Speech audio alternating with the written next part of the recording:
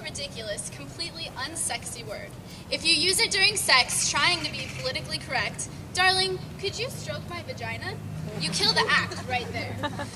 We were worried about our vaginas, what we call them and what we don't call them. In Great Neck, New York, they call it pussycat. A woman there said that her mother used to tell her, "Don't wear panties underneath your pajamas, dear. You need to air out your pussycat."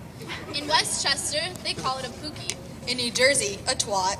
There's powderbox, a poochie, a poopy, a pepe, a poopaloo, a punani, a pow, and a peachy.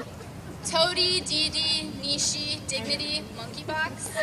Coochie snorcher, cooter, lobby. Gladys Singleman.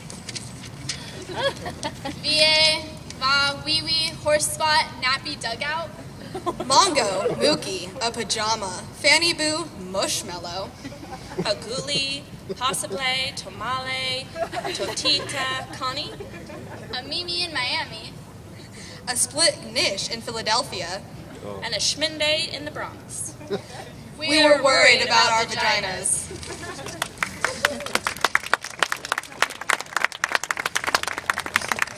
Some of the monologues are based on one woman's story. Some of the monologues are based on several women's stories surrounding the same thing. And a few times, a good idea became an outrageous one. This monologue is based on one woman's story, although the subject came up in every interview and was often fraught. The subject being hair. Hair. You cannot love a vagina unless you love hair. Many people do not love hair. My first and only husband hated hair. He said it was cluttered and dirty. He made me shave my vagina. It looked puffy and exposed and like a little girl. This excited him. When he made love to me, my vagina felt the way a beard must feel. It felt good to rub it and painful, like scratching a mosquito bite. It felt like it was on fire. There were screaming red bumps. I refused to shave it again.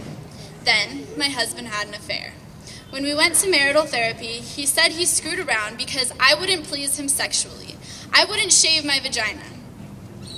The therapist had a German accent and gasped between sentences to show her empathy. She asked me why I didn't want to please my husband. I told her I thought it was weird.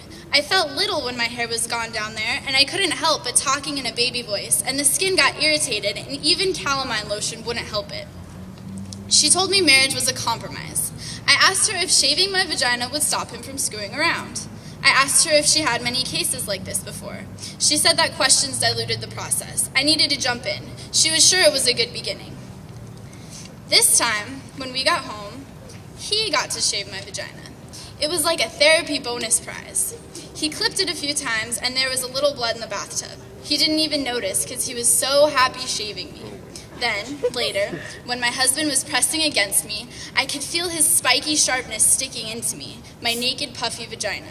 There was no protection. There was no fluff. I realized then that hair is there for a reason. It is the leaf around the flower, the lawn around the house. You have to love hair in order to love the vagina. You can't pick the parts you want. And besides, my husband never stopped screwing around. Yeah.